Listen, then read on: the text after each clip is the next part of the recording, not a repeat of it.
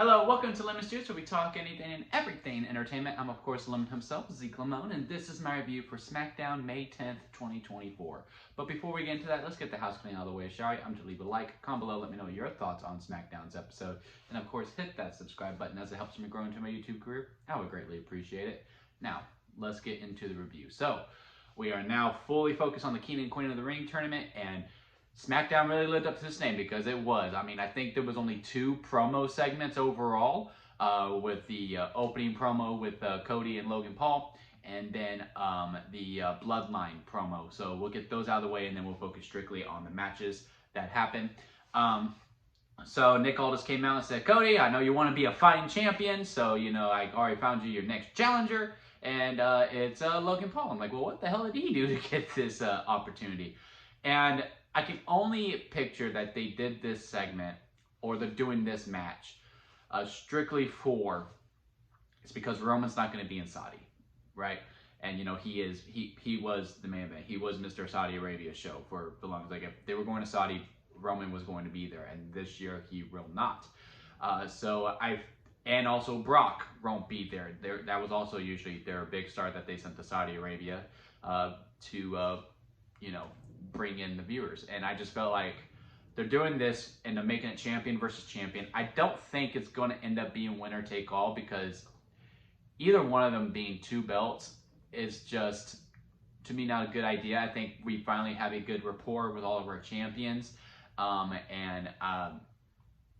Logan just probably needs to show up a little bit more, which I think he will. I think he's going to go on a decent run here with the run that they're going on.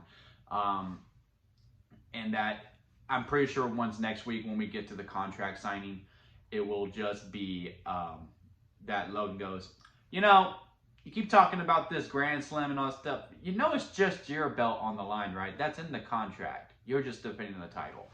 And also, I like what they're doing with Cody, where, you know, it's just, all right, next man up. I beat AJ. All right, on to the next challenger.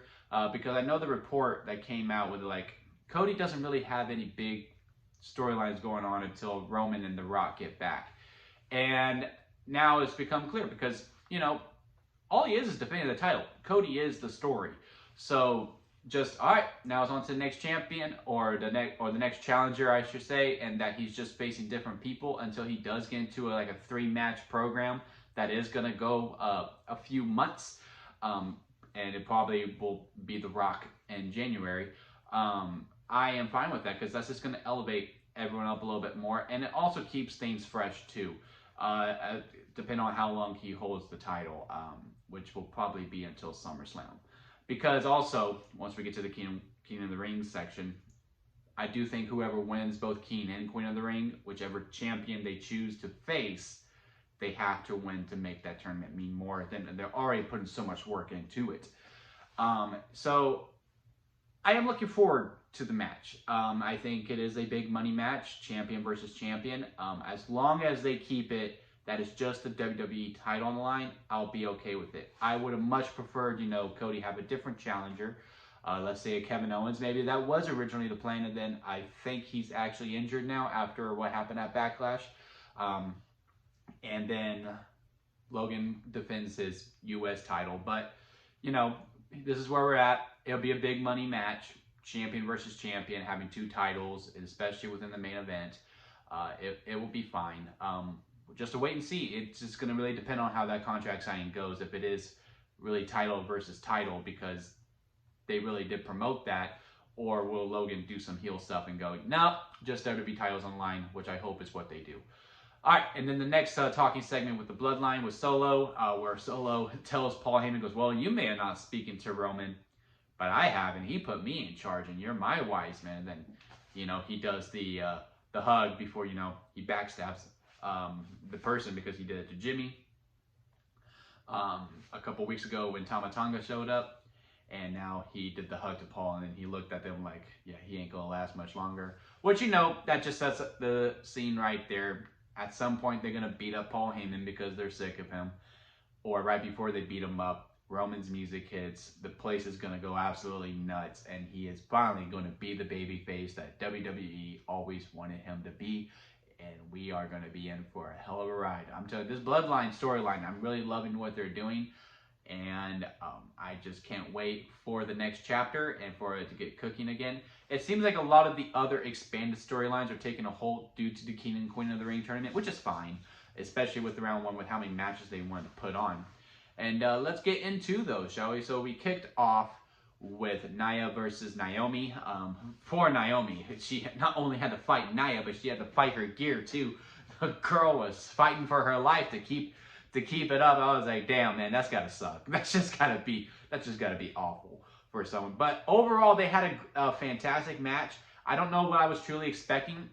I went into SmackDown knowing it wasn't going to be as good as Raw, especially with the match quality, because they don't have the extra hour that Raw does to really give every match breathing room. So I really was thinking like, okay, a lot of the matches are going to be short, and unfortunately, with how the old regime went, it was probably going to be the women who suffered. And there was one match that did suffer with it, both in the men and the women's. But I would think out of all the matches, it was probably the right one to suffer with. And this one, it was actually given time. It was really good. Again, they're really putting a lot of emphasis on making the Queen of the Ring important and the King of the Ring important, because both of these people are just fighting for that win to get to the next round and to keep it going. And Nia gets the win in the end. Naomi, I think, will be fine. I do not know what direction she goes in after this. I am a little worried about her, but I do think she's going to be just fine, because she has a lot of great in-ring talent. It's just, yeah, Naomi's starting to rack up a lot of losses, and, PTSD from, the old regime is really starting to creep in, especially when it comes to her. Then we move on to Baron Corbin versus Carmelo Hayes. Baron Corbin just recently got called back up, and this was his first match back. And I follow NXT, very casually, and I was really happy with the work that he was doing. I love what he did with Braun Breaker. I wish they were still together. I heard there was going to be a trade within the couple weeks. Maybe Baron goes to Raw so we could put them back together and marry them. And I think that'll be better for both of them, especially now that both of them are kind of like, in a standstill, if you will. And in this, I was like, well, he's obviously going to lose because, Carmelo Hayes, they're really going to try to push because he's a round one pick in the draft. And I like how they somewhat protected him, too, with the most devastating move in sports entertainment. And Carmelo Hayes moves on and gets the win. And I think he's going to get to the finals. It's big. The winner of the next round of his bracket or his path is going to the kingdom. It's going to the finals. It will win the SmackDown bracket. Is my pick. But yeah, not much to comment on that one.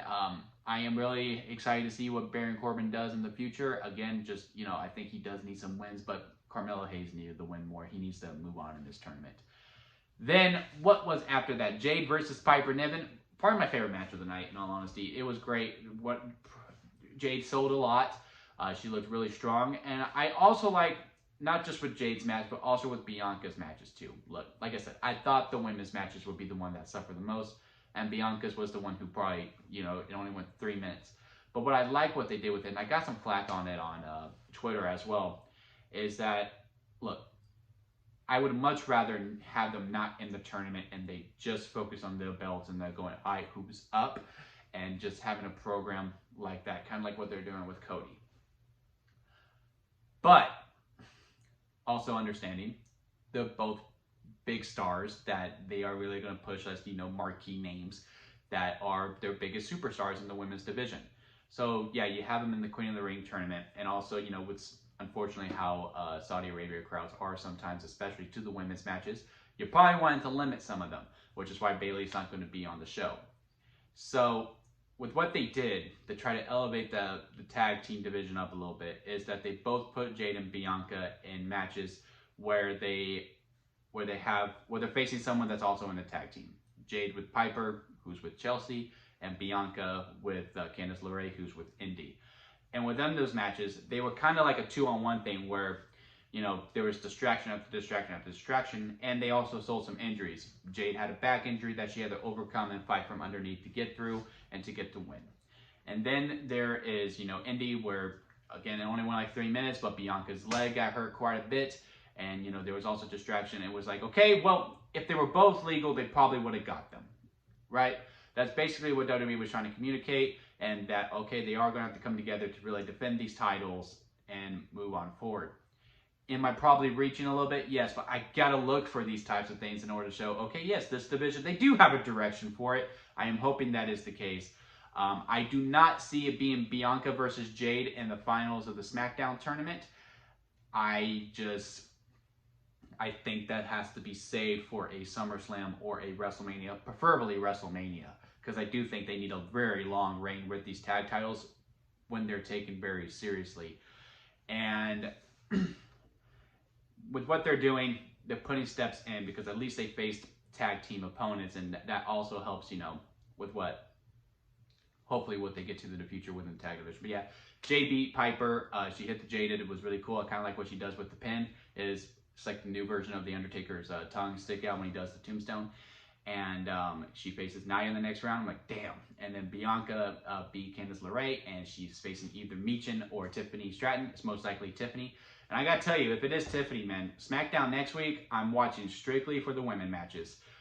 Both of them could main event. I hope one of them main events SmackDown next week. Tiffany versus Bianca is probably my preference, but man, I'll take Nia and Jade in the main event as well.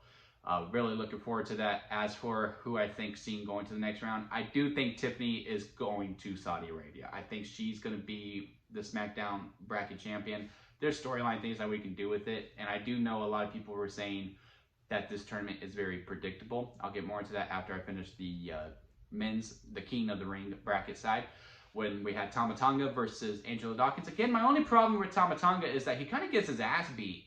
Like, he's brand new to WWE, and it's just, you're like, wow, he's such a threat. He's so dangerous. And then he gets his ass beat and he needs help to win. I don't know. I just think there's a disconnect where there's the narrative and then there's the physical attribute of it. I'm just not the hugest fan of it. This was, to me, was the low point of SmackDown. Tama Tonga should have won. He should have beat Angelo Dawkins. But, again, it was just this weird thing, like, man, he's such a threat. He's so dangerous. He has his badass entrance music. And then he gets his ass beat for a little bit, and until the Bloodline distracts, he probably wouldn't have won. It just, and then AJ and Randy just had a killer match. And it looks like France started something with everyone starting to sing voices, which I am all for. It is going to be a great chant. I wonder how long it'll take. It'll probably go until, it gets to Laredo. Or Lafayette. What's another bad crowd in WWE? Laredo and Lafayette. It looks like any place starting with an L, you're kind of screwed. You just need to pick up the noise a little bit. But yeah, overall, the winners of the King of the Ring and the Queen of the Ring on both sides of the bracket were pretty obvious, right? And I would argue that it needs to be pretty obvious in the first round, because again, the main goal of this is to reestablish it, to make the tournament mean something, to make it important. And with that, you got to have your big stars moving on to the next round. You can't have any upsets yet. Now, in round 2, we could probably play with it a little bit. I got Gunther beating Kofi, because I'm pretty sure Kofi's going to beat Mysterio because there's storyline attributes of it. And then you can have Ilya defeat Jay, and that'd be your first upset. You establish Ilya as more, and then you have the Raw finals of Gunther versus Ilya, and then maybe you do another upset and Ilya beats Gunther. And then on the SmackDown side, you have Carmelo versus Randy Orton. And this is really depending on how it goes, because Randy Orton made the comment on, I guess there was 3 promo segments saying, hey, you hurt my friend Kevin Owens. I'm coming for you, Tama, and I hope we meet each other in the finals. I can see the Bloodline going, we don't want to meet Randy Orton. So they make him lose to help Carmelo Hayes win, since Carmelo Hayes is just winning by the skin of his teeth pretty much. Like, he can't win honorably, but he can win by the skin of his teeth. That will also help with his storyline with Bobby Lashley. And then Orton returns the favor and then takes Tama Tonga out of the tournament, and LA Knight moves on, and we have Carmelo Hayes versus LA Knight in the SmackDown finals. Or you do Orton versus Tama Tonga in the SmackDown finals. Whoever wins that first matchup, because I'm hoping that match goes first, is Randy Orton versus Carmelo Hayes. Whoever wins that matchup, to me, is the one who goes to Saudi Arabia, right? And if Carmelo Hayes moves on, I can see it being Carmelo Hayes versus Ilya Dragunov in the King of the Ring finals to really set these new stars. And then, like, okay, they won, and then I do believe what they're doing is that whoever wins the tournament picks a title of their choosing, which means it's not even the world title. It could be a mid-card title. Then whoever wins between the King of the Ring finals can go for it, Intercontinental or United States. assuming the United States title will still be a different on its own. Or if Orton wins, he's going to beat Tama, and then it'll be Orton versus Gunther in the finals. I think it really going to depend on whoever wins in the Raw bracket finals, because I do believe it's between Gunther and Ilya. Unless Jay wins, which I hope they don't do. And if Gunther wins, then, you know, I think it'll be Orton versus Gunther, and that would just be a fun match to do. Gunther can win, and then he can go for the WWE title at SummerSlam. Or at Bash at the Berlin, which I would assume the main event is him winning, being in the main event at least. Maybe not winning, but winning at least. If he does win the King of the Ring, he does need to win. And that's another reason why I do think whoever does win the King and Queen of the Ring tournament, they have to win the title that they choose. Again, to make it be like, look, if you win this tournament, big things are in store for you. And I think that is just something we really need, especially heading into the finish off the first half. Is a good storyline thing, is to keep people engaged. I'm loving the in-ring action with it. I'm excited to see what the time was, how much wrestling was in SmackDown. Again, some of the matches were very short, but that was expected because it was only 2 hours. It was probably an hour and 25. I swear, like a good chunk of, more than 75% of the show was definitely matches. But yeah, overall, I liked the episode. It went by really, really fast. Really looking forward to round 2. I'm loving this King and Queen of the Ring tournament. I think I have a pretty good idea who's going to win, but not fully, and that is what is great about it. So yeah, comment below, let me know your thoughts on SmackDown, and who do you have winning King and Queen of the Ring, and how do you think the storylines are going to shape up? Let's have a discussion down in the comment section, and again, hit that subscribe button as it helps me grow into my YouTube career. And until next time, guys, I'll see you here at Lemon Studios.